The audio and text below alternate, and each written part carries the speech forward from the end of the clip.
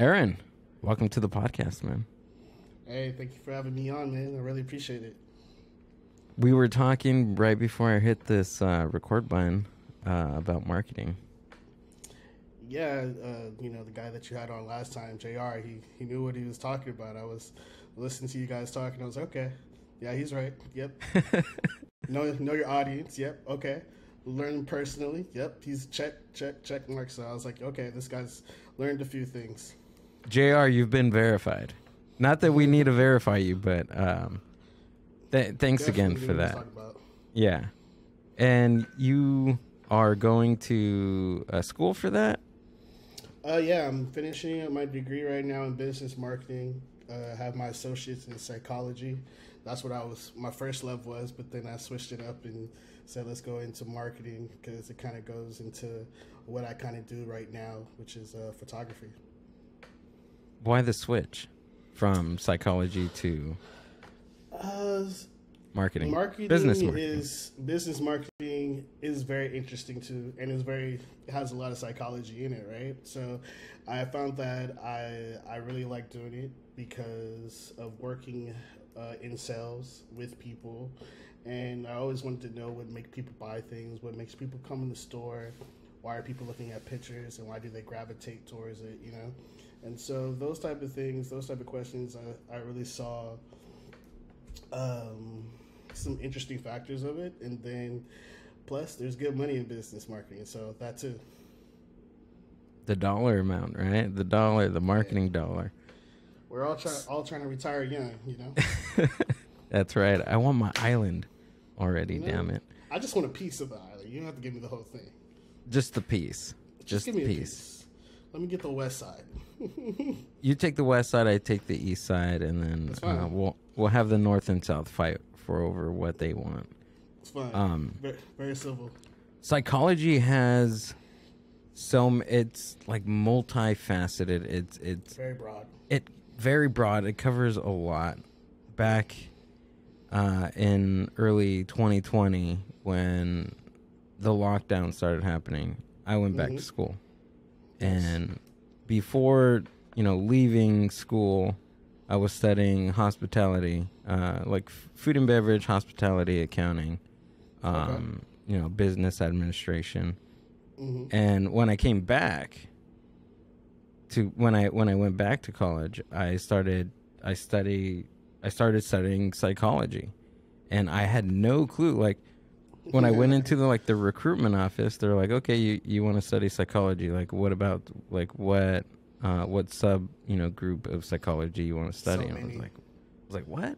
I just want to study the human freaking brain. That's all I wanted to do. But I fell into, industrial and organization. That's a good one. Yeah. Because it was already part of, like what my background is and human resources and administration, and it was kind of the glue between like psychology and then also administration, and then also that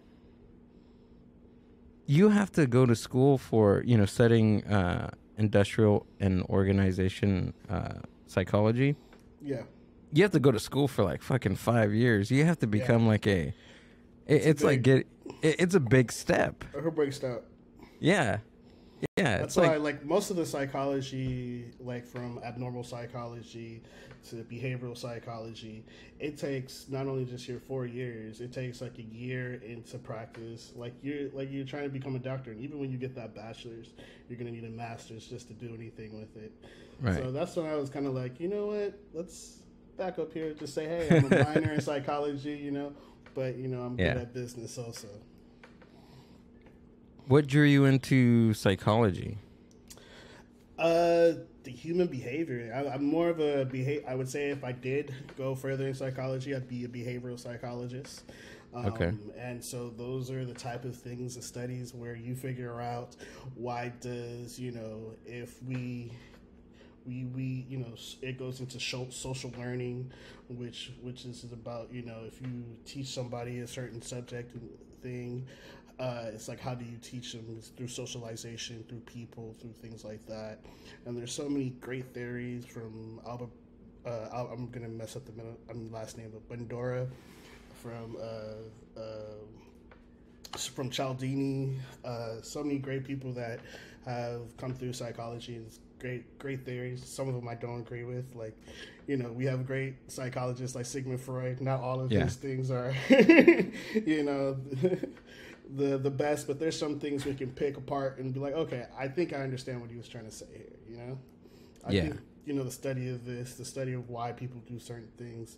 Also, you know, we all, you know, I think we're in a period of, you know, Netflix documentaries where we're watching all these criminal documentaries, you know, and watching, you know, all these insight into the mind of why these guys killed these people and that's pretty much, you know, psychology from the show called Mindhunter, where it goes back to, you know, how behavioral psychology came apart to part of the FBI and how they start doing sit downs with, you know, famous killers and really studied why these people think the way they think. And I think that's why psychology is such a great part, because you really just start to think about the human behavior. I think that was probably one of the coolest things when I was studying psychology. And then plus it was all remote too. My instructors always had us watch videos, like every segment of, you know, whatever course. There was always these tests, and it was always like test subjects, and always these like weird random things that psychologists used to test. And like there one that I just thought about right now was about I think it was a young boy that they or was it a young woman? Either way, I'm gonna Google it, search it right now. But before I butcher the story, so we can get it correct on the screen No, here. you're good. I think they raised him or her up as the opposite gender that they were born with. Got it. And they wanted to see if they were able to raise them as a boy or a girl. So pretty much the nature nurture concept, pretty much. Exactly, but it's so wild that they're like, oh, this is a perfect freaking chance that we can get into seeing if this is like an actual experiment, and they really did it. I'm gonna look it up right now too. But that's what are your thoughts on that, nature versus nurture? I think it's a combination of both. You know, it's, you know, you definitely have a lot of people who are saying, you know, I'm born the way I am. You know, this is, you know, nature brought me this way, and I definitely believe that. I think you are born with a certain belief in yourself, right? A certain thing that makes you who you are. You know, and I also think nurture. Sorry. I mean, also the things around you, and the people that you socialize with and the groups that you are with are also things that also make you the person you are. So I also think it's 50-50. Yeah, it does, because the environment is so impactful on the human psyche. Like, no matter who you are, where you are, what culture and what subculture, and basically that's what culture is. Okay. It's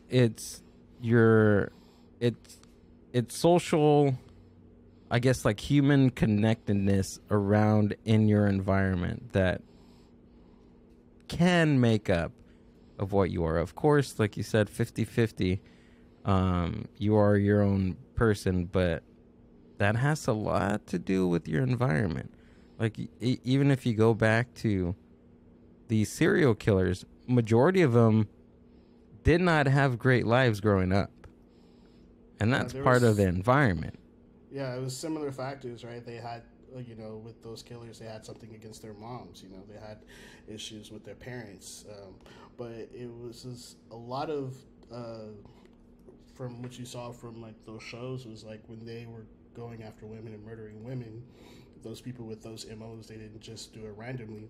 It was usually because they had a an issue with their mom, or like they didn't have the greatest relationship.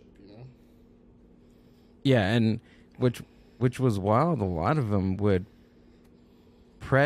they would prey on women that actually look like their mom or their ex-girlfriend.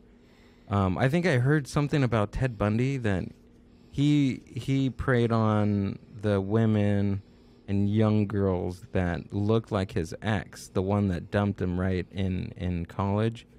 I heard something about him, but he's like the most famous one out of all of them about that. I think he's the most famous one because people were surprised that Ted Bundy was a murderer.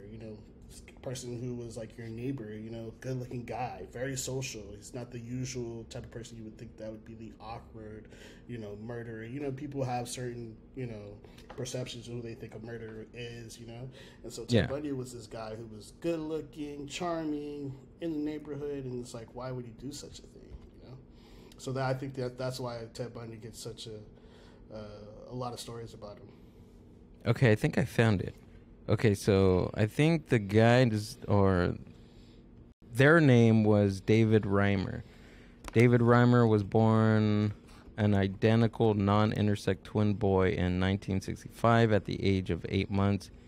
David and his brother each had a minor medical problem involving his penis. That's right. Gotcha. And the doctor decided to treat the problem with circumcision. The doctor botched the circumcision on David using... What was that? I did hear about this. Yeah? Now that you're going into it. Yeah, using an inappropriate method and accidentally burning off virtually all of David's penis. At the advice of the psychologist John Money at Johns Hopkins University, David's parents agreed to have him sex reassigned and made into a girl via surgical, hormonal, and psychological treatments. Via the system, Money advocated for intersex children. Yeah, that's wild. And that was in 1965. Jeez. I thought this was like 1999. I didn't know it was that far back. Because that's very early hormonal experimenting. Like, to me, you know what I mean? I didn't think hormonal... I could be wrong, but maybe it's just more popular than what it was back then. Yeah. Oh, man. This guy died, too. Oh, shit. He had a... Man. He... Suicide. Wow. I was going to ask. I was like, what happened? But yeah. He was 38. But, dude, just imagine that. Imagine... I can't even begin to think about that. That's wild. I think the question is like, right, you grow up, your parents tell you you're this, and then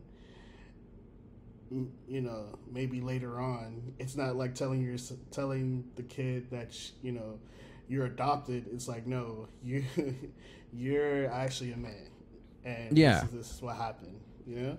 So it's like, was it right to do that and then lie to that child? Yeah. The psychologist that oversaw the case, his name is John Money, reported the reassignment as successful and as evidence that gender identity is primarily learned. The academic sexologist Milton Diamond later reported that Reimer's realization that he was not a girl crystallized between the ages of 9 and 11 years old, and he transitioned to living as a male at the age of 15. Well known in medical circles for years anonymously as John/Joan case. Reimer later went public with his story to help discourage similar medical practices. At age 38, he committed suicide after suffering from severe depression. So he discouraged it. That's what he said? Yeah.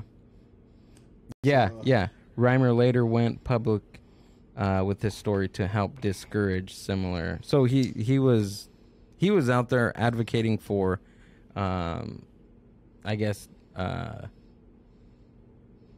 for not pretty much telling the kid that they're a different sex than right what they currently are, what they were born with. But the psychologist says it was successful. Yeah. I don't know But if that's successful. how can it be successful? Because he was born a male. They raised him up. They raised him as a girl, as a female. And at the age of 9 and 11, that's when he realized that he wasn't a girl. And then at age 15 and on, he started living as a male. So, I mean, by this case, it's nature won this one. I agree with you. Right? I mean, no matter how, like, medically, psychologically, and socially, they try to condition him to be a female, but I mean, he had a realization that he wasn't, and he was male. And something like that. I know, like certain psychology studies and a lot of studies, it's not a study that is over a year. It's not a study that's over 5 years, 10 years, 20, 30, 40 years, right? It's during a lifetime to see if that is if that statement is valid, scientifically valid, right? And I feel like something like this, saying that is a successful case, and you're only going from the time what he realized when he was 11 or around his probably adolescence age, that you know he was a guy, and that he probably felt lied to. I don't want to put words in his mouth, but he definitely had some disagreement with it, you know. So that doesn't sound successful to me. Not at all. Like gender. I see. That's. I don't know. I don't want to say that's a weird one, but it's just. It's a hard one. Yeah. It's definitely a hard one. You know, I definitely it's a very touchy subject, and you go into, and I'm a very person that's like, I don't know what I don't know, and I'm not gonna say I know it. You know what I mean? Yeah. And so I'm a very person that's like, okay, I don't know what that is, but I'm definitely gonna educate myself and see what the situation is. And it's crazy. I mean, just recently you had a transgender woman who competed in a women college swim race, and women were very upset about that because she was a transgender woman, and the transgender felt very great about it because she got a chance to be a woman and compete as a woman. And I have nothing against it. I just think if there is, in competition, if there is a way that it is swayed, unfairly to one person, I think, if you're taking a certain amount of hormones and that gives you an up against the edge against your competition, I think that's the situation where I kind of disagree with it. But, for her to swim against other women, I don't really have an issue, or her feeling like as a woman. I don't have an issue with that. Yeah, didn't they say something? I just pulled up. I'm trying to pull up this article without buying the article. The hell is this? I have that situation too. Right? You're trying to look for some good, good articles, and Washington Post, they want to charge you right off the bat for it. It's like, dude, come on. Reputable, I'm trying to be good. I'm trying to get some good sources, trying to get some good information that I know would be great. But you want to charge me $30? Right. I gotta get my card out.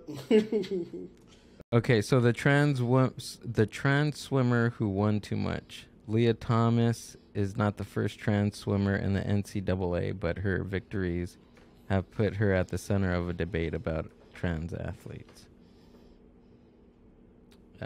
Dang, she's been swimming since 5 years old. As a high schooler, she was one of the top swimmers in Texas, an All-American. She followed her older brother onto the men's team at the University of Pennsylvania and established herself as a strong competitor in distance races. In her sophomore season at the Ivy League Championship, she's finished second in the 3 events. Out of the pool, though, she was struggling. Her body, with its solid pectorals and compact muscled hips, characteristic traits of male athlete, didn't align with her sense of who she was. She later told the podcast Swim Swam in one of the 2 interviews she has given in this reason. She read the personal stories of trans women online and was paired with a trans mentor through group at Penn. She saw her own feelings reflected in her stories. Later told in Sports Illustrated. So she's a trans woman, so she was born male. Yeah. And transitioned to a woman. I definitely think like these type of things that we're going, like people are going through, and yeah, it's like, I think the reason why you have this podcast is to have those conversations, to have those conversations with people, or have those conversations about those articles, so we, people could be more educated about other people's lives, and what they have to go through, and why does she want to swim and compete with other women, So I think like, like for me, like I said, I'm a male African American. I understand my struggle in the world. I don't understand other people's struggles that, might have to go through something else, but doesn't mean I'm not here to listen, that I don't have open ears for it, But what I don't understand is, why do they say she won too much? Like, she's probably kicking everybody's asses. Probably. Right? Yeah, she's probably taking names, Yeah, I don't. It's definitely a strange. It's a different one. It's because if, like, there was other stories, I guess, a few months ago about I think it was like a wrestler. I guess she was she ran. She was a runner, and she smoked pot. Oh, okay. She smoked pot and she got disqualified. Oh, the Olympic runner, right? Yes, right? Mm-hmm.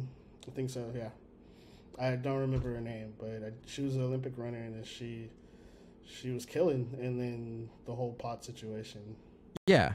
So something like that is just, it's strange, because on one hand, somebody's doing something that's very organic, that has proven some medical, there's proven facts of using cannabis for different ailments, mind, body, whatever. Yeah. And that is totally, which is legal in many states. It's not federally legal, but it's still Schedule 1 according to federal law. However, when she used it, she got disqualified for that, for testing positive for THC or whatever they tested her for. Right? But on the other hand, there are men, female and male, taking different hormonal pills or whatever, or treatments. Thank you. Hormonal treatments, which is something not very organic, that is something out from their body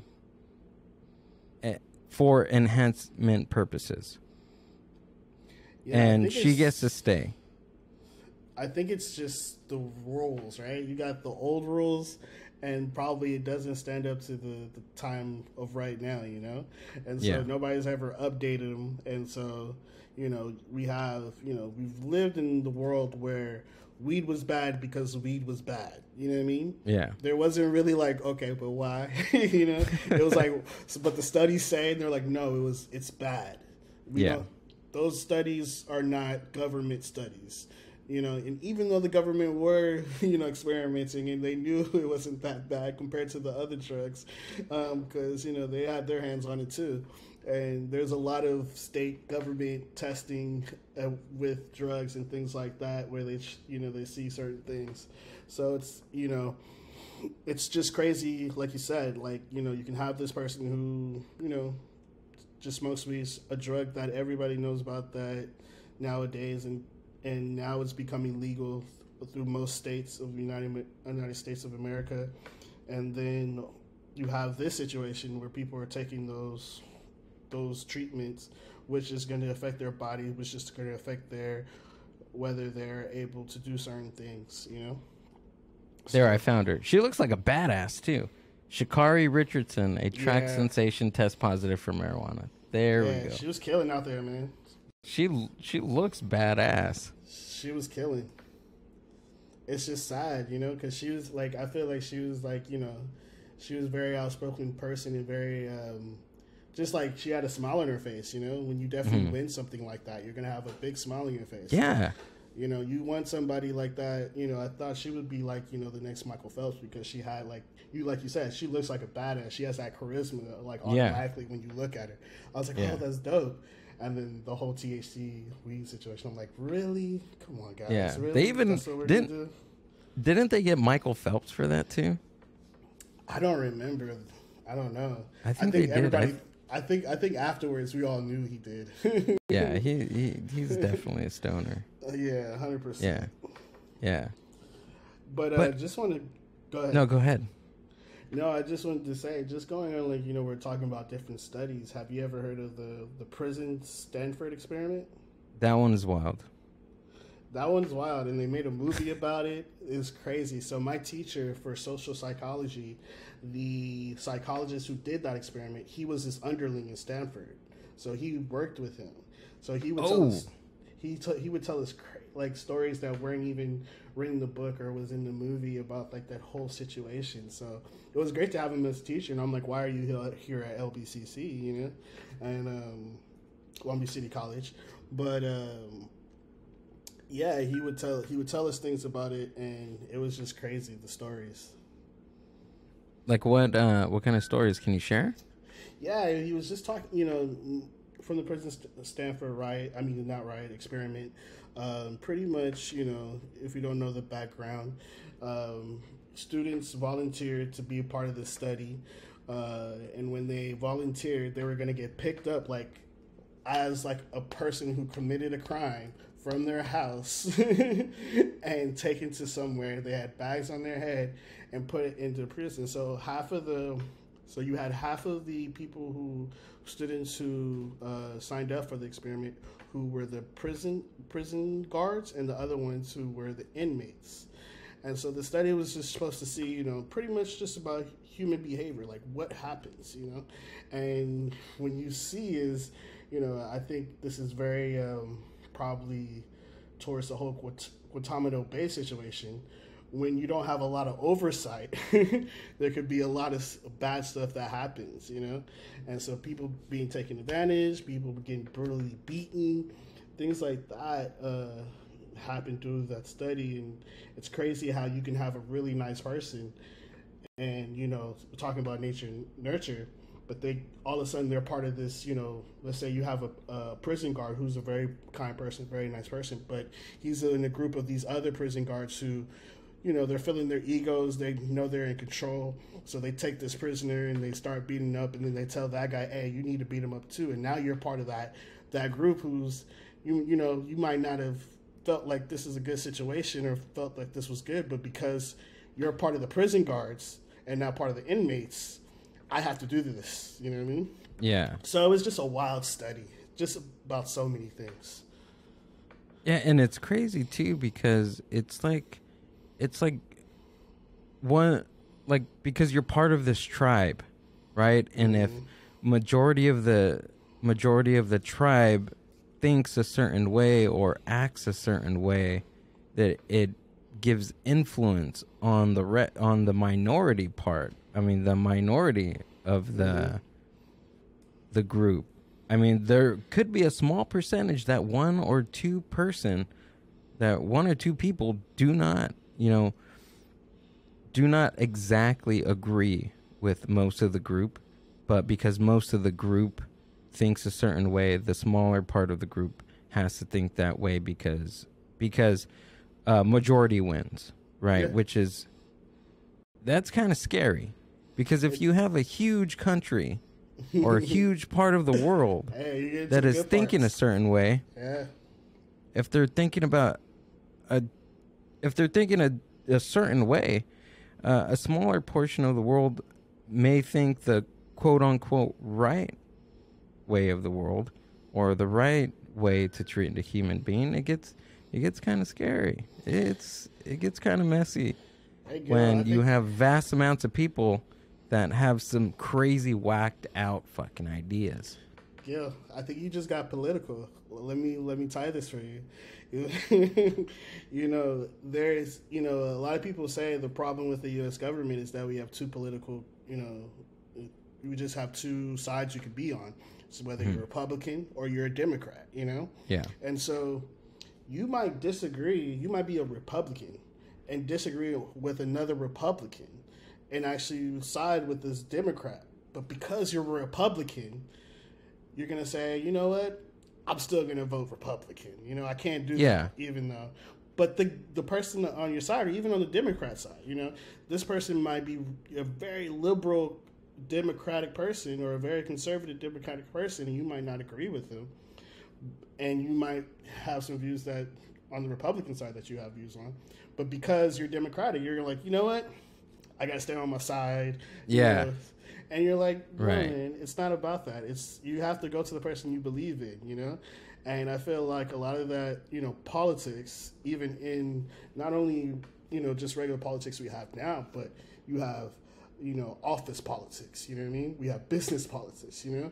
There's certain ways that we feel like we have to move in with the majority, you know what I mean? Just to, because that majority is going to support us, right? Yeah. So when we want to do something, you know, we can't go outside our bounds and say, hey, no, actually that person's, you know, let me go outside the box. Let me go actually say that person's right. Or this person's right on this thing. And I agree with them, even though they're not a part of us, you know? Yeah, it takes a certain person to do that, because not most will do that because of, you know, team mentality or tribe mentality. Yeah, that's a good one. Right? It's hard. It's difficult to put yourself in that uncomfortable state of mind, knowing that majority of your cohorts are in a disagreement with you, but you think that in your, you know, you think in your mind, in your soul, that this is not right. Yeah. Sometimes it's fucking hard. Sometimes, I mean, I run into that issue quite a lot. Do I stay quiet? Sometimes I do. I stay quiet. No, I sometimes, hear you. You know? I hear you. I'm the same too. But it's just like any other muscle. It going against the grain, it's a muscle that you have to feed at, that you have to train on a daily basis. I was talking to a coworker the other day, and we were just talking, and I got off the phone because she was like giving me like a weird look, and I was just like, okay. So hung up the phone, and we were talking. She was like, how do you do that?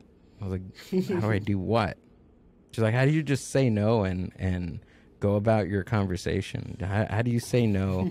And how are you so tough on the phone? Wow. And I told her, I was just like, it's something that you work at. I have always been the yes man. I'm studied years and years of I don't even know if it's a thing, but in positive psychology, you know, that having a yes attitude, being positive all the time. And I've always been a yes man, even though it didn't really, you know, go along with my agenda that I had to do. I was always yes, yes, yes. And you still get it done. Yeah. But at a certain point, you're like, this is enough. Like, I want to do stuff that I want to do. I mean, yeah, you're okay. You're a client. You're a customer. That's okay. But, you know, I still have the stuff that I need to get done at a certain cost or a certain, you know. I think saying no is very powerful, as much as saying yes. And what I was telling her, I was saying, this is a muscle. You work at it daily. It's uncomfortable at first, But then I'm not saying that the uncomfortableness goes away. It just gets a little bit better. Like it stings less. Yeah, I agree. It stings less. And I think that's with anything. Yeah, I mean, with anything, and definitely with saying being in uncomfortable situations, I think that's when people have them. You know, they don't know how to deal with it. And also giving somebody the truthful answer, which is uncomfortable. You know what I mean? Yeah. Not just saying no, but just saying no, not today, maybe tomorrow, or saying not at all. No, I don't feel good doing that. No, sorry, I'm not going to be able to make that meeting, or I'm not going to be able to go out with you tomorrow. You know, when you're with somebody who wants to be your friend and you have to cancel on them, just cancel on them. It's not that big of a deal, you know? And it's so not. I think people get, you know, very bad about those uncomfortable situations, but it's like, it's not as uncomfortable as you make it. You know what I mean? Yeah. It's that perception of like, oh, if I say no, then nobody maybe will like me, or right. You know, if I don't say yes, then what does that make me look like? And it's just say no. Trust me, it'll better your life. No is a great answer, you know, because you know sometimes I have a full calendar already. You know, I have I have school, I have work, I have a photo shoot, I have this, and then somebody said, hey, can you do this at 4 p.m.? I need this like right now, and they tell me that day that they need it. You know what I mean? And I'm like, no, you should have came to me 4 days ago about this. You know, there's sometimes a good reason to say no. If somebody's trying to put some more work on you, and they know you're already busy, and they know you're probably going to have other stuff that you were supposed to do that are not going to get done because they're putting on top of you, then they deserve a no. Yeah, I think what I'll share with everybody is that I think my go-to solution is not just only saying no. I will say no, but I will suggest what I would do in their position if I said no. Smart guy. Right? Like if I was the person on the other side asking me to do something, I would already have a plan B if they said no. Exactly. So if they come to me asking me for something, I said no, I'd say, I can't do that. But, however, you should do this. This is what I would do. Yeah. They'd be like, oh, okay. All right, well, I'll give that a try. I mean, sometimes they give it a try, sometimes they don't. I mean, it doesn't matter to me because I already said no. Yeah. No, I hear you on that. And I think that's, a level of growth that you have to find out in yourself of saying it. Because I think like it's been like a lot of growth. I think a lot of people have taken the time during this pandemic to have that growth, and big thing for me was meditation. I went through a big time meditation thing, and I think like a lot of times we go in this world and I think we're on autopilot. We're going to work, we're going to the store, we got to do this, we got to do that, we have to do and sometimes you're not really thinking about the steps and the journey you're on and why you're doing it. So like I would take 10 minutes in my morning before I do anything, sit down, meditate. There's different types of meditation, but for me, my meditation is really about my day, about my week, about what I'm looking to do in a month. But it's really to ground myself. It's really to question myself, why am I doing these things? You know what I mean? It's not just to do them, you know what I mean? It's not just to go here and do that. But yeah, meditation has been like probably the biggest thing that's changed my life during the pandemic because, yeah. Yeah, I tried off and on. Like even now, I try it. No, I take that back. I haven't practiced because it's a practice. I haven't practiced it in months. But sometimes I get a moment where okay, I need to chill. I need to, sit down, lie down, whatever, and just reflect and breathe. Yeah.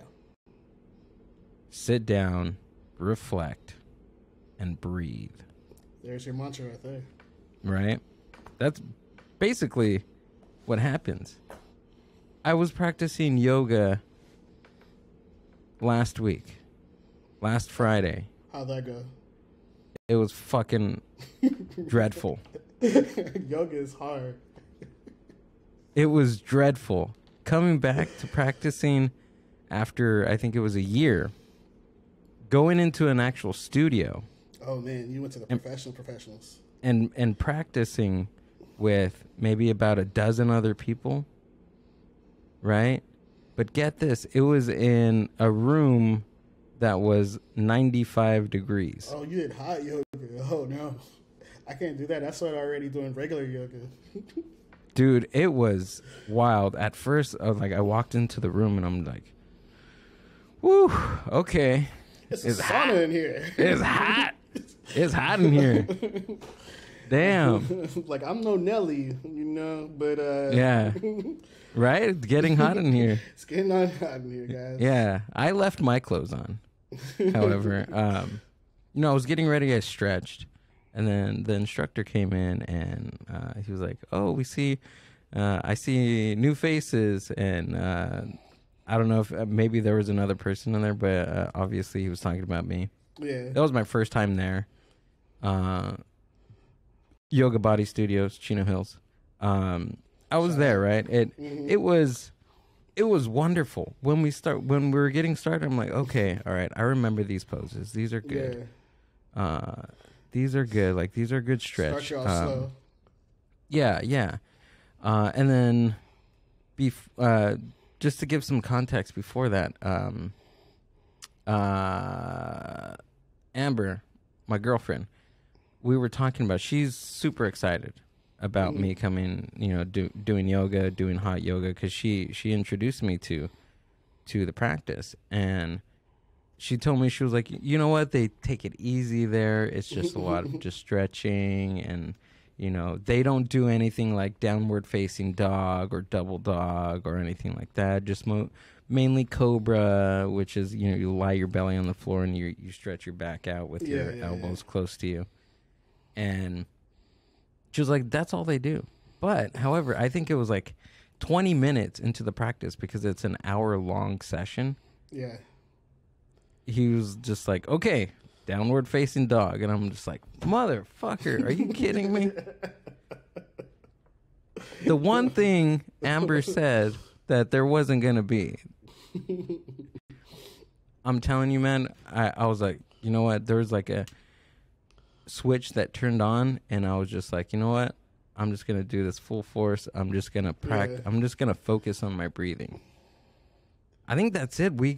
I think what I've found about any type of exercise or yoga or jogging or lifting weights, you're so fixated. You're so fixated on moving your joints up, or if you're running, you're so focused on like your movement. Yeah. But none of that thought gets focused on your breath. Yeah. Breath is very which important. Is a huge part, especially with yoga. And the reason why I say that is because the same thing with meditation. In practicing meditation, your mind is constantly just thinking all these different thoughts, like coming in, like, oh my God, my foot's falling asleep. Did I leave the dishwasher on? I'm gonna be late to work. What am I gonna eat for lunch today? Yeah. That client hasn't texted me back yet. Like, I need to check my email after this. This thing needs to hurry up. But sometimes you just need to like shut all that shit off, or let it go. Man. Just breathe. And just breathe. Focus on your breath. Yeah. And then you go back into that, and you're just breathing. You're just breathing. But then again, it comes, the flood opens up, and you start thinking about different stuff. The same thing happened to me at yoga, man. I was like, I'm sweating, like my ass crack is probably hanging out. I'm just like dripping. I'm like drenched already in sweat. I'm drenched, and it's dropping on my mat. I made this like swivel with my knee that it sounded like a fart, and I was just like, oh man, I hope nobody thinks that I farted there. Because I didn't fart. I didn't fart, and I was gonna say something. I was gonna say something out loud. I was like, that wasn't a fart, okay? People, that wasn't A flatulent. They definitely thought it was a fart. Oh yes, the new guy, the new chubby guy coming in. Yeah, he's definitely the one. He's the farter. He's the farter. Yeah. he's the farter. I can only imagine that dinner conversation. You know, I went. How was the hot yoga, honey? Oh, we had this new chubby guy come in. He farted, of course. You know, the new guys. You know, they come in thinking they're badass, and then just flatulence all over the place. Yeah, but I'm telling you, man. Once I started to remember to breathe, everything was okay. Even though how much, you know, the stretching was, you know, a pressure on my body, how much sweat, how hot it was. As long as I can focus on my breath, everything was fine. It was good. It felt really good. I looked at my watch and it was 40 minutes in. Yeah. I was like, shit, okay. Just 20 more minutes and I'm done. And it was awesome, man. It was great. No, man. The thing about that, I think it's, you know, you were talking just not just in meditation, but running, you know, and working out and things. I feel like once you can break that wall where it's like you're not overthinking about what you're doing or things outside this, and you just calm it down and just breathe. Yeah. You know, and you just get into that focus where it's like you're not overthinking and you're just there, you know? And that's, you know, a lot of people are like, you just have to be there. And you're like, what do you mean? Yeah. What's just be there? Like, I don't know what you mean, but now I do, you know what I mean? It's like, you just have to be present, you know what I mean? And it's not... Exactly. Present. You just have to be present. And once you start being present in something that you're doing, you start to notice that, like, you're able to do it much better. You're breathing much better. Your focus is much better. Like, now that you did that hot yoga class, you know, even though the hard stretches, you probably feel more confident that you could probably do it again. Yeah. Then, you know what I mean? And you probably be like, okay, if I get my breath and I get in that mode, you know, and I can build my way up to getting to those certain exercises that were tough and you know, getting better and better at that. Absolutely. Yeah, man, I can't wait. Actually, after this, I'm probably going to... I'm not going to go to the studio, but I'm going to make another appointment for that. Kind of want to give my body a rest. I've been going to the gym. I've been doing very, very hard, and I'm kicking my own ass with this. But yeah, you're just getting into that groove, that moment. Going back to these Olympic athletes and THC, for instance. Right, it's the Mindbuzz. We always have to go back to marijuana. I knew what channel I was on. So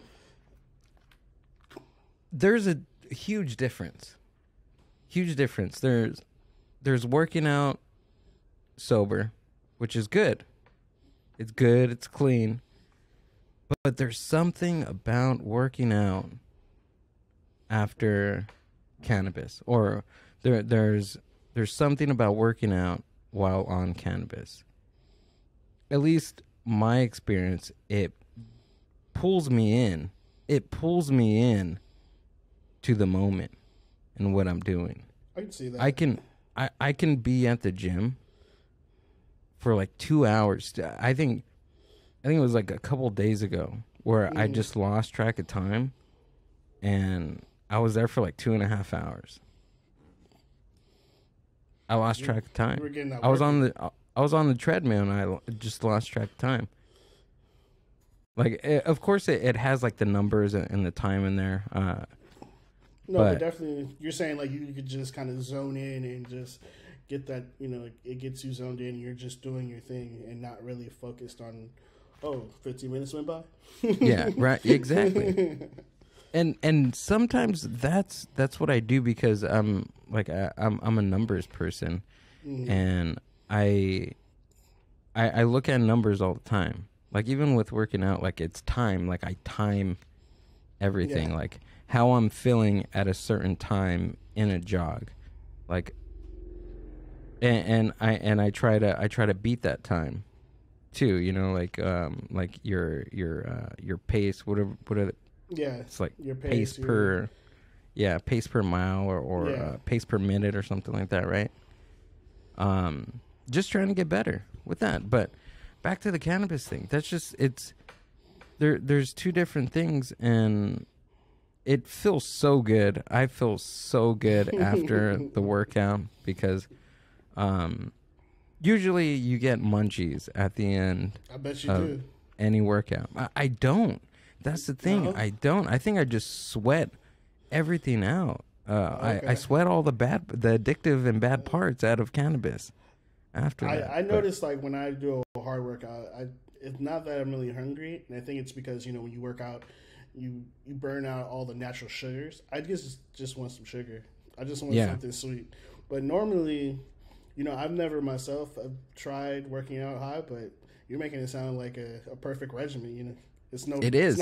It's not a pre-workout. It's get high first and then go to the gym. But I think that's what it is. It's my pre-workout. I don't. There you go. I mean, I do have. Get on the Mindbuzz regimen, guys. Mindbuzz regimen. That's. I need to start that once. Yes, exactly. I'm still in beta mode right now. We're still in trial. However, but you know, once we get a certain threshold of analytics and data, we're gonna roll out. Study, guys. we're gonna roll this out. We're gonna roll this out, full force. Like, do you want to do better in the gym? Oh, gotcha. I got it. Right. Yes. Try the Mindbuzz. That's. I'm gonna look for something like that. I'm serious, man. You should. I'm going to look for like a pre-workout that gives you energy, but also has like some CB. Like I'm pretty sure there's something out there like that. There has to be. If there isn't, you need to get on top of it right now. There has to be. If there isn't, you need to get on top of it like today. Like a pre-workout plus some CBD and a percentage of THC, not to get you, you know, annihilated or obliterated that where you can't, you know, move. Just give there's you that got to be high something. Focus. Yeah. Yeah, you need to see what that market looks like right now. If you get your leg in that market, you should do it. Yeah, a drink or something. Yeah, man. Would work, or like a breakfast bar. Breakfast bar, yeah. Right? Coming out with all these products. I know, like, not a lot of people, but I think there's this other girl that I have on Instagram. Her tag is shot her out fit and lit, and she does a bowl, and then she shows you her whole workout. But I didn't think about it until you like kind of spoke about it right now. Really?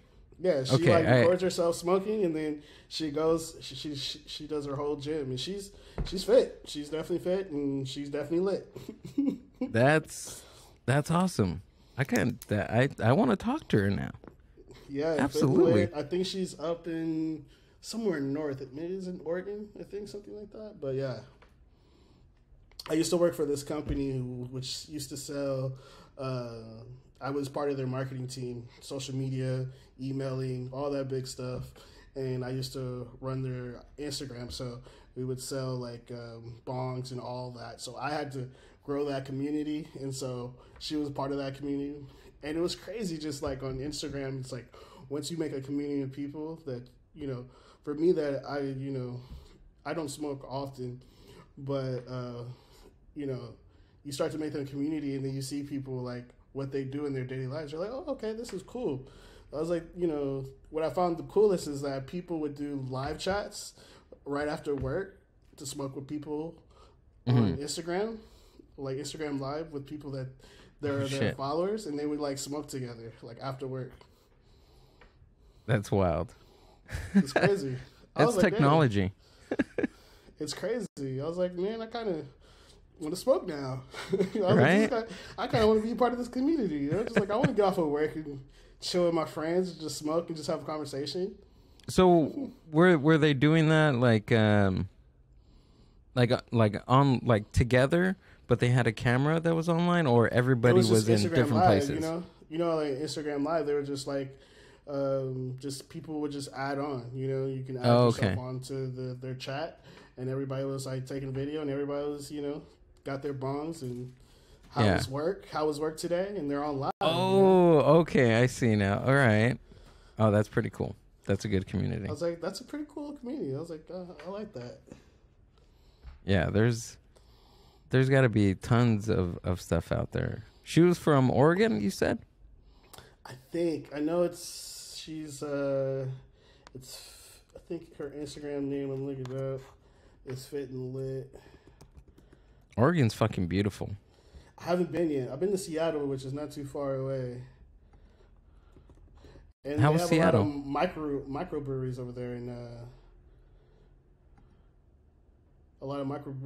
in Portland, right? Yeah. I went in 2018, and it was probably one of the best vacations of my life. We visited something like 40 breweries in like 4 to 5 days when we were out there. That's a good amount of breweries. We drank at least one beer, or it could be more, when we're out there at each. So we visited each brewery out there, and along the way, us traveling, down to hit each microbrewery, we were also hitting the dive bars out there also. Nice. And then eating out there. There's some good food out there too. Yeah, very. I only very ask good food. My Instagram name is Where Is Devon, so I like to travel myself and go to spots and stuff like that, and that's the reason why I made it Where Is Devon. So not only like places to travel, but also like great places to eat in California and other places like that. How was it in Seattle? Seattle was cool. It was just they were very tight during the pandemic, and so the bars were open, but they closed at like all at 12. And so that was cool. I mean, that wasn't so cool, but the food, got some fish and chips. So, got to get, some good ocean food.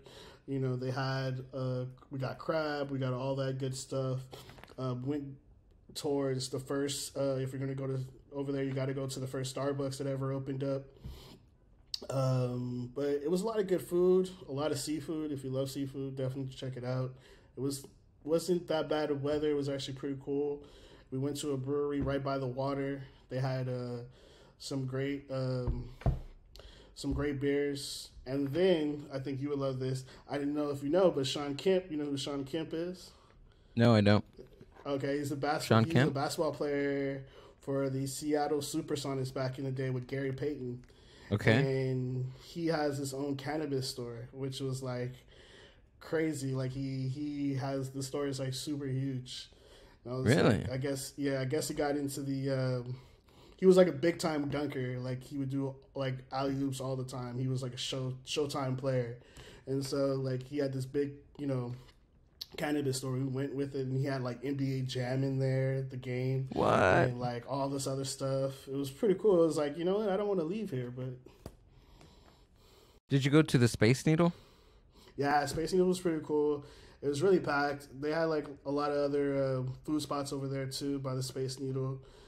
They have this one place called Jupiter, which is like a video game spot where they also sell good tacos and good beers. So it's a lot of good spots to go out there for. Yeah. Space Needle was cool. It was just I felt like it was a little too expensive for what you're looking at. You know what I mean? Like you're just going to the top of Space Needle and then you're coming right back down. Oh, so it's basically like you pay for elevator ride. Yeah, and I was like, you know what? I was like, okay, I got to do it once, Yeah. But if my recommendation, if you want to see a beautiful view, you got to go to Cary Park. That was Cary Park. That was a top for me. It was a very beautiful view. You see the Space Needle. You see the city of Seattle. Very cool, right there in Cary Park. Did you go to? I'm looking at stuff. Pike Place. You went to the market, right? Pike Place. Yeah, Pike Place. Yeah, get some good fresh food. That's where we got our fresh seafood. We had a house more by the convention center in Seattle. So we got like fresh seafood from the Pike Place, got all that, and they cooked it back home. Uh-huh. It was good. Oh, you brought it back with you? Oh, back to the Airbnb. To the Airbnb. Gotcha. Oh, that's a fucking great idea. Because it was cheaper buying it fresh from them, you know what I mean, than going to a restaurant and then buying it, you know, over there. Oh my God, yes.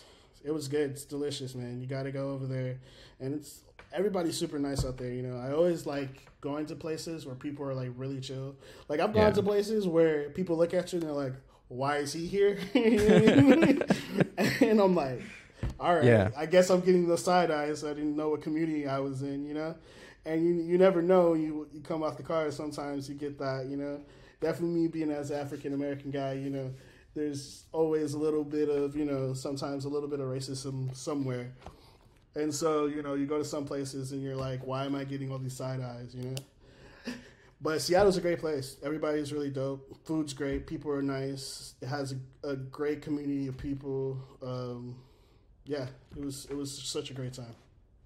That's how I felt about Portland when I went out there. Not the race. Portland? Yeah, not the racism thing. But just side eyes.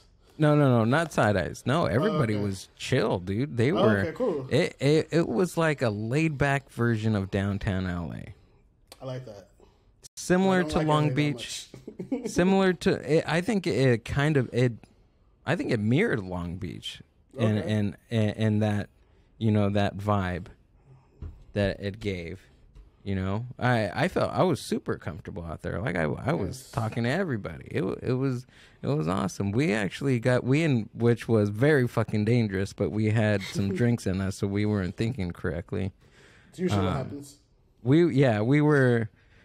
I remember we got invited to this person's house. They invited us to their room, and they're like, "Oh yeah, come up. We're gonna smoke. I'll pour you guys a glass of wine, and you know, it'll be great. We'll just talk up there." And we went up there. It was super fucking awkward, man. It was just the strangest thing. And we were in the elevator going up to her room. And her apartment, excuse me. We were in the elevator. It was quiet because I was just like... Was it the moment where you're like, what am I doing?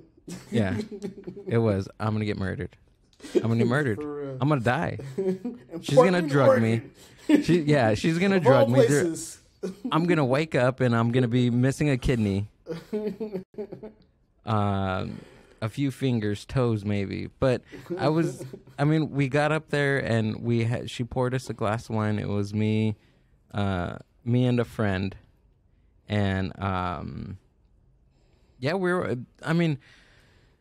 it was me. Overall, you have your kidneys though, right? Yeah, I have my kidneys. Good, all right, good. I think. I think I haven't been to the doctor since, but you didn't feel in the back like by your spleen, right? I didn't feel anything. Yeah, any scars or anything like that. No, I think I'm good. I survived that. Yeah, she must have been, right? Being out in Portland, she learned her skill out there. No, but it was me, an older friend of mine. He's like in his late 40s, early 50s, and then his friend, which is a female, and it was the three of us, and she had to be in her 20s. I can't remember. Okay. She had to be in her 20s, but she gave us a story. She's like a runaway from San Francisco, and she's living out with her roommate or something in Oregon. So it was just her and she invited you guys out? Yeah, it was the three of us. That is interesting. Yeah, I'd be and I was just like, is she like expecting us to, you know, my mind was going fucking everywhere. I would have been the same. Like, what am I doing here? What does she want? What does she want?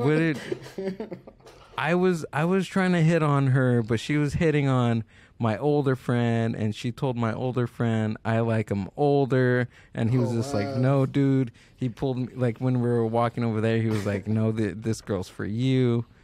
And I was just like, okay. Like, I was buzzed already. I didn't care what was going on. I mean, we'll see. Well, whatever, you know. Just whatever here. we do, just our balls can't touch, dude. Just don't look. We won't talk about that time in Oregon, all right? Yeah, exactly. Just don't look at me. I won't look at you. And we will be okay. But no, we just went there. I don't even think we smoked any weed. She poured us a glass of wine. She just poured us a glass of wine. And you drank the wine? I drank the wine like a fucking idiot.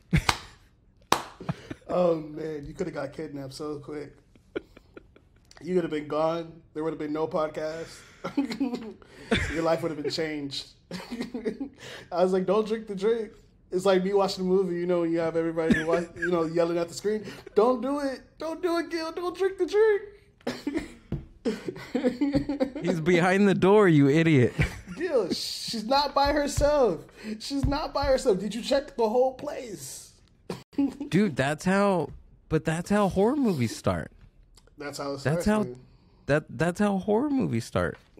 You know, unknowingly, you know, travelers are tourists coming out from the country or coming out from the state, trying to have a good time. A local person brings them in, lures them into their apartment, cabin, hotel room, whatever, fixes them a drink. The drink has something in there to knock them out, gets roofied, and they wake up fucking, you know, I'm telling you, maybe without a liver. You pretty much lived out a version of Saw. You just didn't get into the dungeon. Yes. And wake up in the dungeon. That's pretty much, dude. You were in the movie Saw, but you just didn't get the bad half. You got the good half, where it's like, oh, I'm just unsuspecting traveler, and I'm going here, and yeah, she was super nice. And then you drink the drink. You just didn't wake up inside of a dungeon. Holy shit. Like, you were in the first act of a movie, pretty much. I was in a movie. Holy moly. I could write a story about this. Hey. Yes. I got to journal this. This is great. I love this podcast. You discovered something new, right? Man, I was like, oh my God. That's why I had to ask you, did you drink the drink? I was like, no, because I would have been there like, I would have looked at you like, don't do it, man. Don't drink it. We're not drinking this drink. She too friendly. Right? I think I'm just call me naive, but I was just out having a good time. This and then this was around the time where I was just like careless. I was just like, whatever. I mean, I'm out in another young state. Careless, I'm partying. You know what I mean? Young and careless. I'm good. Well, this happened like a couple of years ago, but you know, it was young and careless. I'm saying the state of mind. The state of mind can be young. Oh yeah. Oh yeah. But like, I'm gonna be young. Yeah, today definitely. And stupid. Yeah, I'm gonna be young and dumb when I go to Portland. But that was it. We're just. So how did you guys leave? Like, what happened? Thing. I'm trying to get in this final act. Like, how did you guys leave? Did you guys were like, oh, we gotta go, or? If I remember correctly, I think the. All right, Gil. I think you one of your kidneys are gone. You just don't know it. I just don't know it. You just don't know it. You're gonna go in like for a checkup one day, and you're like, "Hey, who took out your kidneys? We don't have anything in the medical records." And you're gonna be like, "Portland, Oregon." Damn. Right after like 4 years of not noticing. Mm-hmm. How does the doctor's just like, how do you go 4 years without noticing that you're missing a vital organ? Hey, you know, the life I live. Right? You know how it goes. Hey, man. I've been there. I've been in some questionable situations where I'm like, hold up.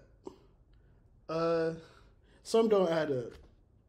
I can tell you this one time in Vegas, man. You know, Vegas stories, it can get pretty wild. And so, oh yeah, I went to Vegas with my friend who was in a fraternity, and we were roommates. And when they were joining the fraternity, a lot of like there were, you know, you join a fraternity, you're with a group of guys, you know, trying to join, you're going through strange situations, you know, trying to join. I'm not about that life. I'm not trying to, you know, I'm not trying to get myself hurt over trying to be part of a fraternity.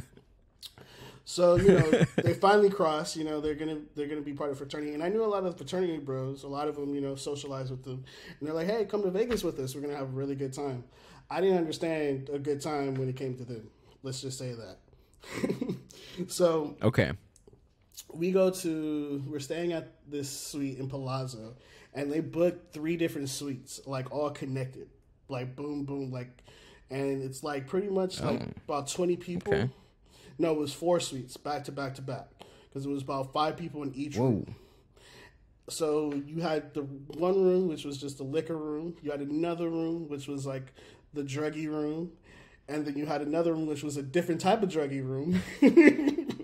Okay. You had another room, which was like the pills room. You know what I mean? And so I'm just having fun, man. I'm having fun and being me, you know, socializing. Yeah. And people are like, you know, try this. You should drink this. You know, don't do too much of this, but have fun with this. And we end up going to the club, and I literally don't remember being in the club. Like, I literally black out and kind of wake up in the kitchen of the club, talking to the chef about food and talking to him about like some random shit. And like, we're drinking, like having beer, like he's serving me beer, right? And I have these two girls, and they're just like with me for some reason. And the chef's like, yeah, man, you're really funny. And then the security guard comes. She was like, what is he doing here? And the guy was like, oh, I thought he worked here, because I had all black on. And a lot of the people who were working there just had all black on. Like, I came suited. I had like a little suit, all black. You know what I mean? And so I looked like I worked there, you know? And he thought I worked. So the chef thought I worked there. He thought I was part of like the service group or whatever, you know? And so we're just chatting up. And the security guard was like, nah, he got to get kicked out of here. So we get kicked out. I'm with these two girls I don't even know. Right?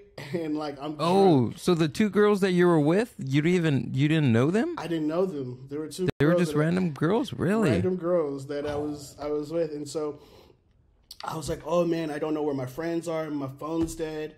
Like I don't have, you know, I got to call an Uber or a taxi to get back to my room. And they're like, what are you staying at? And I'm like, oh, I'm staying at the Palazzo. And they're like, oh, okay, we're staying at the Palazzo too. I was like, oh, coincidentally.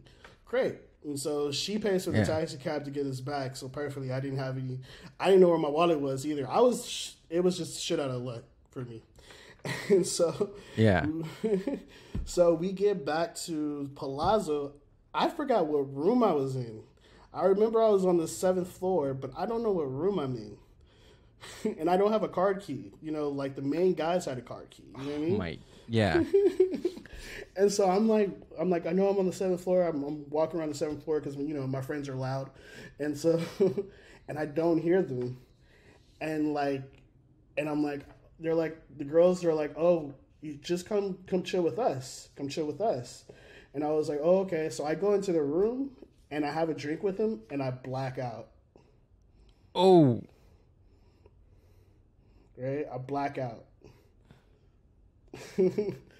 So I wake up. So that was the last thing you remember? All I remember was drinking a beer with him. And I black out. And I probably was like the halfway into the beer.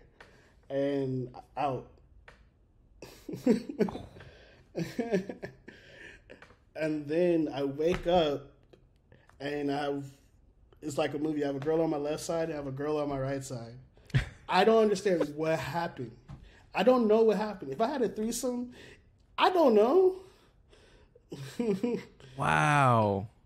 And the thing is like, I didn't, like, I did have my pants on, but they weren't all, you know. Hello. Like, you're getting comfortable, you know. You take the belt off, you know. Yeah. You know, you're not going to sleep with your belt on. You might sleep with your jeans on. But you're not going to sleep with your belt on. And plus, sleeping in the suit, my jacket, you know, the shirt's unbuttoned. So I'm trying to read the room, and the room is telling me a lot of bad things right now. But so the funny part is I leave the room and I hear my friends. Why was my room right next door? No way. So wait, hold on. So the room that the girls took you to, were right next girls to. Where they were staying were right where I was staying. Right, the next door was right where I was staying. And my friends were like, "Wow, where were you? We thought we couldn't call you, and what happened?" And I was like, "Let's ask next door." I was here the whole time. I was, but yeah, that's my Vegas story. Did you talk to the girls after? Like, how did that conversation? No, I begin? didn't talk to them because that was Sunday, right? And by the time I found my room, it was like 10 o'clock. Checkout was like at 11. I was still sleepy because you know how like you get that hangover sleep that you really didn't sleep. You know what I mean? Oh, so I took a nap right when I got in, and then we had to check out. And then I I'm the same as you. I'm about to see like what's with these girls. How are they? And then make sure I wasn't being a jackass last night either because, I just blacked out. Yeah. And I knock on the door and no answer. So I was like, oh, they probably already checked out already. Damn. So, yeah. Good times. That's wild. Yeah. That's probably the wildest story I have. I mean, were you roofied? What was actually taken when you guys were in your guys' rooms? There was definitely liquor. Oh, okay. Yeah, the alcohol effect between like liquor, like straight alcohol, like vodka, whiskey, or even them, they have their different ways of getting you buzzed. Yeah, different. Like from effects. you could be like a beer drunk. You could be like a tequila drunk. You could be a vodka drunk or a whiskey drunk. You can look at somebody sometimes, you're like, oh, that guy's tequila drunk. He's too turned up. Yeah. He's just too on right now. Every sun that comes on, he's over sweating. Then you got your whiskey drunk where it's like he's just sitting down. He's taking that whiskey one by one, but he's like slumbering over. You know what I mean? It's not. His words don't make no sense anymore. But yeah, you definitely can tell. I think once I start drinking tequila, now I have that as a bookmark in my head. Like once I start ordering tequila shots, like that should be it. It's over. Like that's what I tell my friends if we go out drinking. I tell them, okay, well, I'm not drinking right now, but when we go out, I tell them, okay, once I start ordering tequila shots, that's it. I'm closing the bill. Closing the tab. Maybe this is like a T-shirt that I should wear when I go out. Like if I start ordering tequila shots, please, close my tab. Close my tab and call me an Uber. Shots. No, yeah. My thing is, it's kind of the same thing, but not when I call for a tequila shot. If somebody else calls for a tequila shot and buys a round, I need to go home. I need to go home. Because if somebody's drunk enough to say, hey, I'm buying everybody rounds of tequila and they're going to keep on doing it, I need to go home because I don't know how to say no to a free drink. I know how to say no to myself. I'm the guy. That's it. I'm the guy that you're talking about. That's me. I order the whole bar. I don't know how to That's me. If I'm going to have a tequila shot and black out, everybody else is going to do that with me. We can't drink together then. No. Absolutely not. I'm glad the thing is I'm glad we worked that out now before you invited me to a brewery because you like to visit breweries out there in Long Beach. I like to go to different, not just breweries, but different bars just to go hang out, see what the local people are like. I used to live off of, downtown area off of 7th and Redondo, and there was this place called Bull Bar. It's good bar now, but it was pretty much walking distance to my house. And it was kind of like that feeling when you got, you see the show Cheers. It's like when you have a bar right by your place where you can walk to. It's like everybody, everybody knows you. I have one of those. Yeah, you gotta have one of those. And people who don't have one of those, I have one of those. It's tough. If people are hanging out on the patio, I can hear them in my living room. It's like that. If they're out having a good time, I'm just like, all right, it's a time to be out there right now. Like if Dodger games are playing or football games are playing, it's a sports bar. Yeah. So they're out there. I usually go out there to like if a game's playing, like a Dodger game, put on my fit and head out, maybe have a beer, have some food. But yeah, I have one of those, and it's great because you're safe. I mean, it's walking distance. You don't have to drive and get in a car and exactly. Potentially do that. I'm all about being safe now. Yeah, especially with alcohol. Alcohol is it's legal, but it can be dangerous. Like with somebody, 100%. like with a certain type of person, it can be very dangerous. Just like with anything. Yeah. No, I definitely Very know what dangerous. you're talking about. It's alcohol has a thing of changing your whole mindset. All of a sudden you were good and set, and all of a sudden you're mad and angry or something. And he's like, this guy was happy all of a sudden, and now he's mad. I don't know what happened. Yeah. Or you can have some alcohol and wake up next to two girls and not know what the hell happened. Or that, Yeah. Or you can get invited up to somebody's room and be like, you know what, fuck it, I'm in Portland, Oregon. That's right. Portland's great. It was a great time. That woman, I think she was like a stripper. Honestly, I think she was something along the lines of like an exotic dancer. Right? Is there? I heard there's a lot of strip clubs. Is that a thing? That's a thing? That's what I've been told. Every time a person goes from Portland, they're like, yeah, it's a lot of strip clubs. All people do is go to microbreweries and they go to strip clubs. I'm going to Portland. Ladies and gentlemen. I'm going back to Portland. Has moved to Portland for some reason, somehow. I mean, it's so much bigger. There's so much strippers. I don't know why it moved to Portland, but for some reason, it's moved to Portland. The only difference is like it's still the same set, but there's just like you can see like this aluminum pole coming down from the ceiling. That's the only difference. Where is the podcast being done from? Yeah. Strippers and strip clubs out there. I didn't hit a strip club when I was out there at all. In Vegas, I did. That. Which one did you go to? The Golden Gulch or the Glitter Gulch? Heard of that one. Oh, wow. Yeah, Glitter Gulch. I think it was on Fremont Street. Is it? Glitter Gulch? Glitter Gulch? I've never heard of that one, but it's in Old Vegas, though. Yeah, free images. I don't want images. Glitter Gulch, the history of Vegas. No, it's on Fremont Street. Yeah, I guess that's Old Vegas, right? Yeah, that's Old Vegas. I was drunk AF. You got a Vegas when story? I was in there. Okay. All right. I haven't told this one in a very long time. We're going through stories, so might as well bring out the good ones. Right.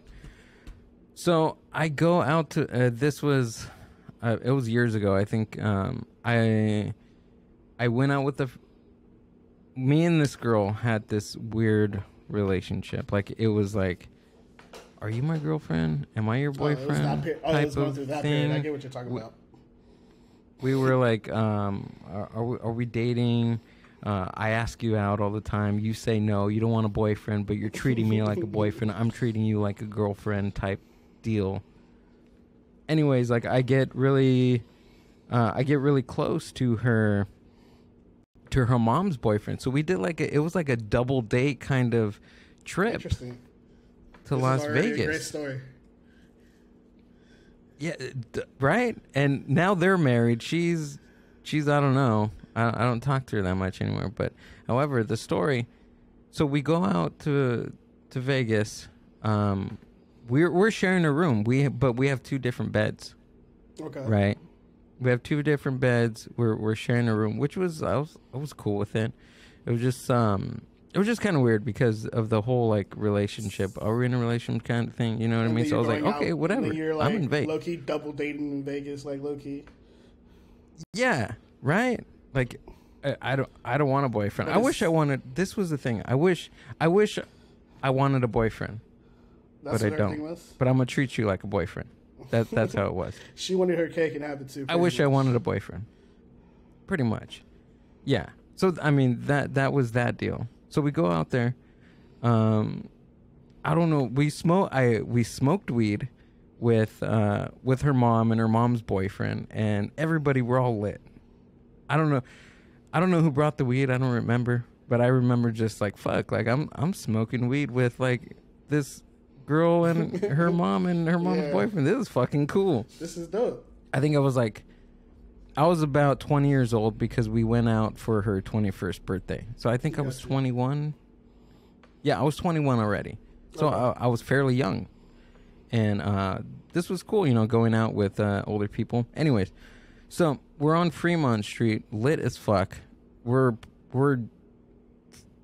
had dozens of drinks in us already. And my idea was, let's go to a strip club. I've never been to a strip club before. This is my first time. Vegas. So why are we going to a strip club? I'm in Vegas. When in Vegas. Hey. So we pass by this one. We head inside and we're sitting down. Mind you, all this, we're stoned.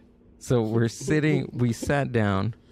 It was weird because it was like fancy. It was like a fancy strip club that I can remember. It was like, we sat down and it was like a dinner table style. Okay, I don't know if that makes sense. It was nice. It was really nice in there. And then the stripper walks out and like she's like it was topless and she's like shaking everything. And I'm just like, at some moment I felt like, okay, this is very uncomfortable. This is like I'm on the verge of being uncomfortable, but also being slightly turned on. Yeah, it's like that weird moment. At the same time. I'm with the girl and I'm with her just like family, low key, and then you're in a weird situation already. Right. On top of a weird situation.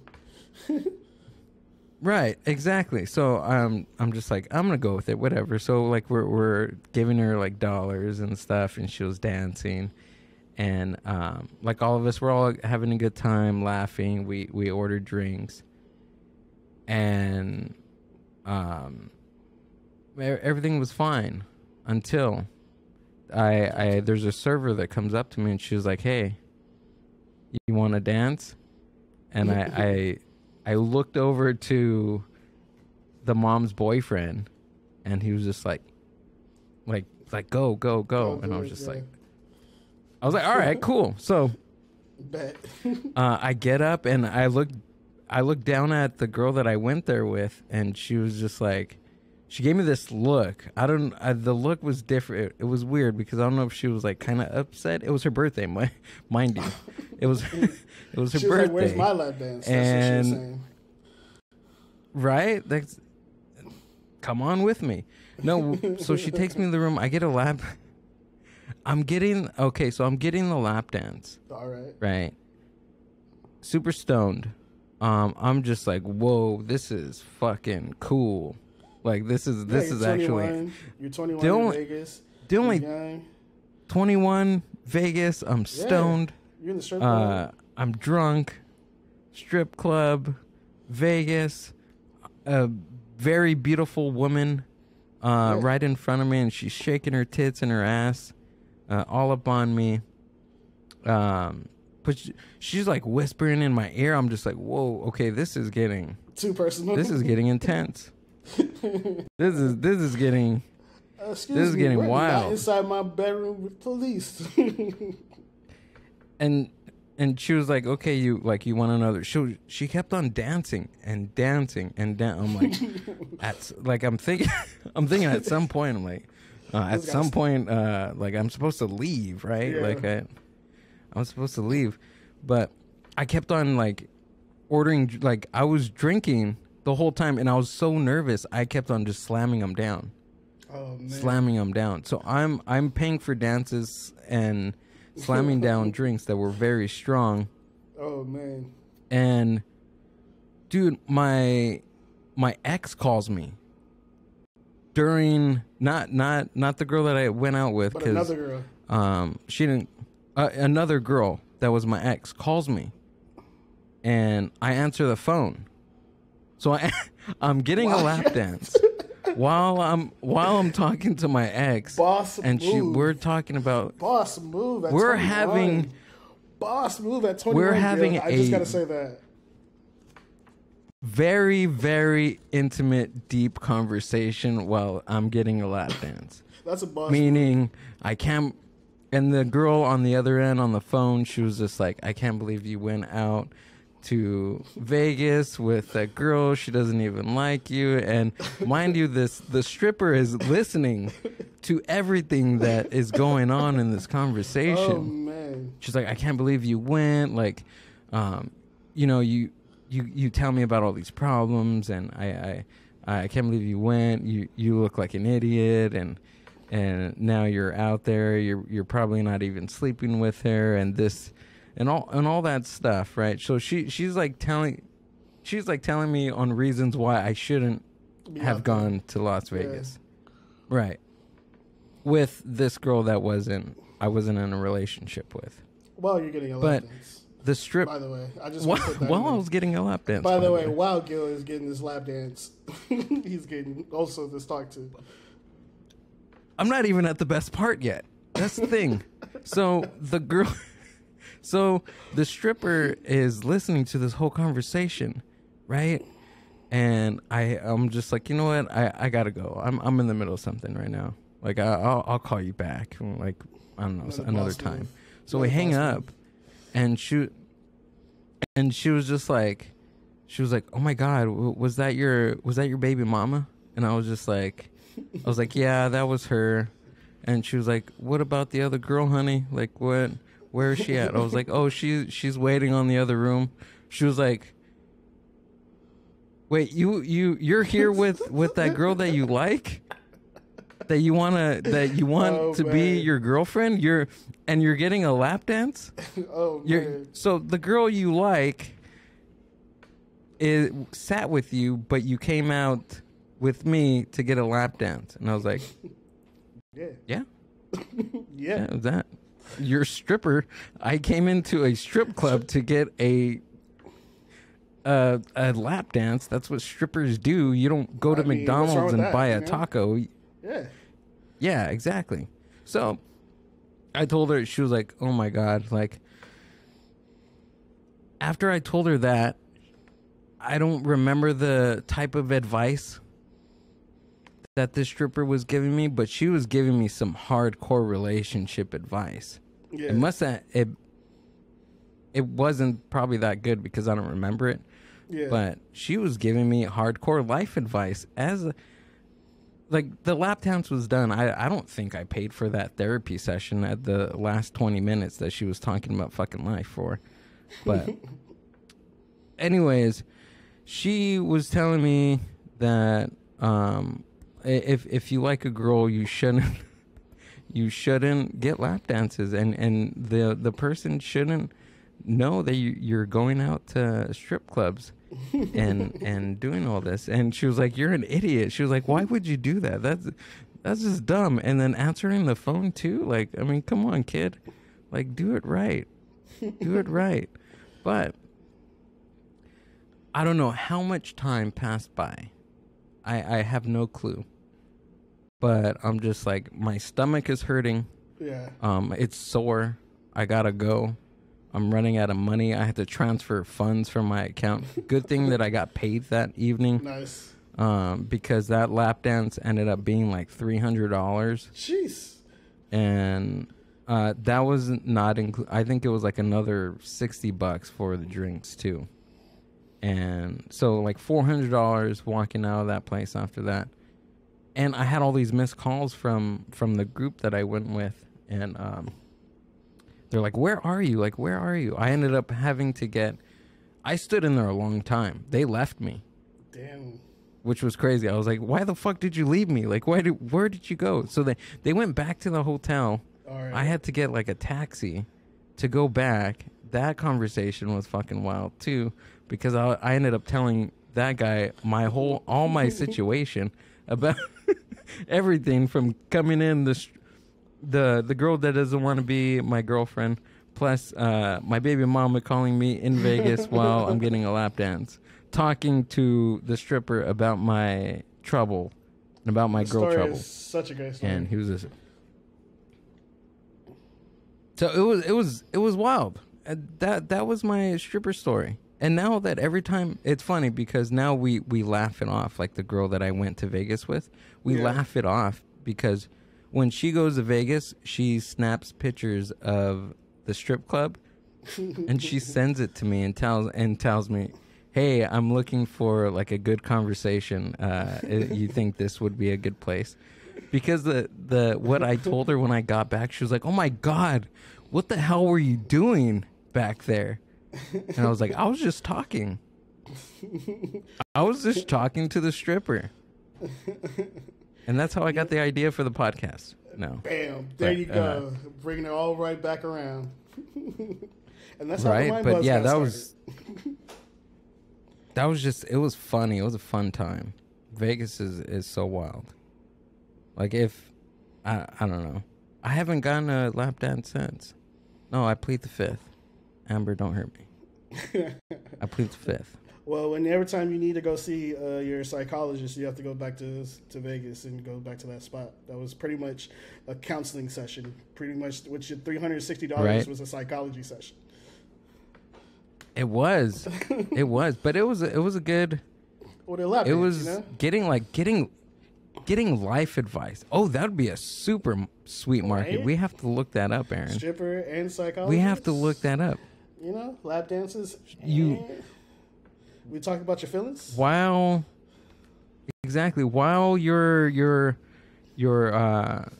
talking, you're laying your life story out. You're also getting a lap dance. There has to be something in the brain, cognitively, that allows you to share, to overshare, right? I mean, I'm gonna tell you this. It could be a possibility.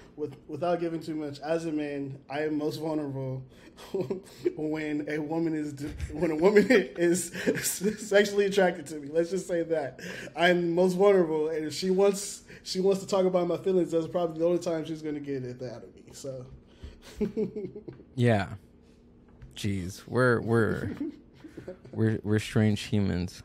Yes, we sure are. I mean, just that. I'm surprised there's not anything like that, like a psychologist stripper, like a psychologist strip club.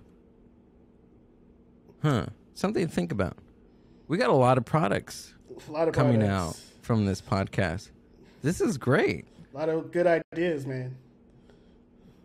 Great ideas. I mean, that's what this is all about, right? Yes, sir. Aaron, this was awesome talking to you, man. I really appreciate your time. Thanks for coming on to talk to me. This was great. This was awesome. Do you have anything to share? Just that you guys can follow me on Instagram, where.is.davon, which is where is Devon. I'm a photographer. I travel. I do a lot of things. So go ahead if you guys want to get in touch with me. I'll be all around the world. I'm trying to go travel to Manchester to do my friend's podcast called Lazo Podcast. So yeah, hit me up. Awesome, man. And I'm going to put Aaron's link down in the show description, and go check him out. Go follow him. Please go follow him. And he also you have a website, don't you? I'm building on that right now. I'm building on that. You're building it? Okay. Yeah, it's coming up soon. Okay. Yeah, go hit him up. He's a great photographer out in Long Beach area. We're going to be working on some stuff fairly soon. Hopefully this summer we're gonna get something going. And that's it. That was another one. Aaron, thanks for being here. Thank you, Gil. This was fun. Cool, just man. want to say one last thing. Just saying. All right. I'm a guest today, but I've always been a fan. So I'm a fan first. You do a great job of what you're doing, and keep doing it, bro. Thanks, man. I appreciate it. I'm a kid in the candy store. I'm just a huge kid with that can work all this, technology. That's how, and I love it, and I love everybody else. Thanks for listening, and love you all. Thank you. We'll see you guys on the next one. The Mindbuzz Podcast.